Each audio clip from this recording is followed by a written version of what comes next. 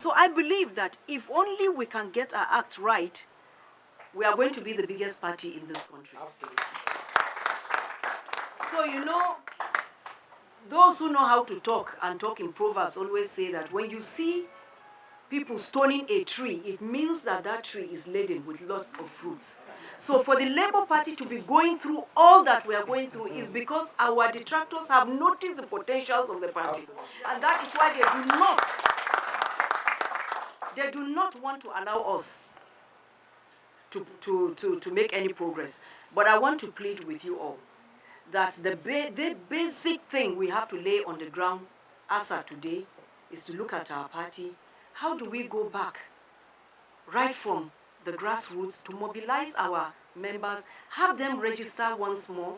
For those who were not registered before can register. Those who are registered can revalidate their registration. Then we now go on to start having congresses from the ward level so that people who want to lead us from the ward can come, contest election, win. From there we go and have local government congresses. After that we have the state congresses. We do this other one. Come and have a big national convention here, elect credible leaders and hand over to them. Anybody who wants to lead a political party but does not want to go through election, I think there's something wrong with that person.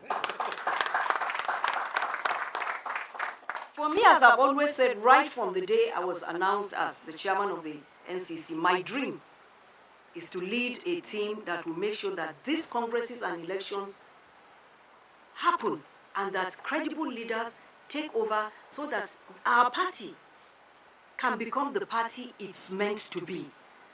I have not ceased going to the NLC for one consultation or the other. And I've also tried in my own way through Professor Ndubuagu to make sure that the TUC and the NLC are carried along in everything we do. And that is why when they looked at what the Labour Party is going through, how we have had one tussle or the other, how we have tried to get over this tussle so that we can organize congresses right from the ward to the National Convention and elect new leaders and hand over to them. When they noticed in their wisdom that we were having some issues, even after the Supreme Court had given verdict in our favor, they thought it wise to organize today's meeting, and I believe that by the time they put their heads together, we shall have some answers to the issues we have been going through. I must say that it's really very unfortunate that a great party like ours that has structures everywhere in the nation, there is no polling unit that you go to that you won't find either a nurse, a primary school teacher, one worker or the other that is the backbone of the Labour Party. None. There is no village, no polling unit. It is becoming really clear now that Nigerians are beginning to see Julius Abure as a detractor within the Labour Party, if he hasn't been already. Nigerians are becoming, more alert to, call out Julius Abure for his sabotage of the Labour Party. I mean, it speaks more about his actions more than his person. So as much as a lot of people have labeled Julius Abure a mole, a compromised individual, and as they've called Arabambi and Apapa, it is mainly because of their actions. And I'll tell you why. Abure, Papa Arabambi are a product of a corrupt political system. Labour Party used to be a party of for election purpose only. Go to court, they pay them off, and they move along. Now I want to break down these things that Nanadi Usman talked about in the special NSU National Executive Congress or whatever meeting they had. But if you're meeting this content for the first time, like, share, and subscribe. And if you've been following us and you've not done so, please do so. Like, share, and subscribe. And also watch this to the end. Let's break this thing down. Like I said earlier, it's becoming increasingly clear that Abure is a saboteur within the Labour Party, as Nigerians are calling it to be. The reason for that is that his actions, even if he's not bought over or compromised like most Nigerians are speculating that Abure is being compromised. Even if he's not, his actions alone are the things that are portraying it that way. It's the same thing Nigerians have looked at Arabambi and say Arabambi's action, Apapa's actions are portraying the act to feel like they're being bought over and be paid for. Remember during the 2023 election, during the appeals process, and how they're saying remove good, withdraw the appeal, withdraw the appeal. Those are the kind of actions they're looking at and thinking, your political party, you're meant to be backing them to win the election, but you're telling them to withdraw their appeal. Similar to the same thing that Arabambi was saying the last time when he was saying Peter Obi should, why would he be saying President Tinubu should be impeached or should not contest for a national election? Similar stuff. Your actions are the things that are making people feel like you've been bought over, you're compromised.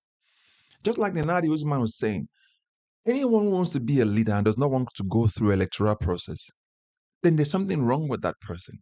That's why I'm asking, is there something wrong with Abure? Is Abure really a saboteur within the Labour Party? Have they become double agents to work against the political party, whether directly or indirectly? Now, whether or not you say they're paid or Abure is a paid detractor within the Labour Party, it's irrelevant. All APC need is somebody to be a distractor or detractor within the Labour Party. And if you're already doing that, whether or not you're paid, whether or not you recognize your actions, then that's what the APC or the PDP needs.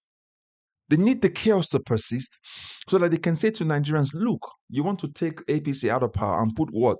The Labour Party that is confused? So I think this is on the angle that Abure should be looking at it from. Labour Party was a party of inconsequence until Peter Obi and Obedient joined. You got to be able to move. You have to look at the statistics, look at the data. These days, people make data-driven decisions. Look at the amount of vote the Labour Party used to have before Peter Obi came. Look at the amount of vote Labour Party had after Peter Obi joined them. Look at where Labour Party used to be before Peter Obi came. And look at where Labour Party is right now with the Obedient. Imagine that you can put aside all of these squabbles and say now the Labour Party is what it is right now. We're not fighting anymore. The fight is over. New election has been called. We follow due process. And then INEC recognizes that Abure is no more the chairman. And then they moved on past them. And they now say now we have credible leadership.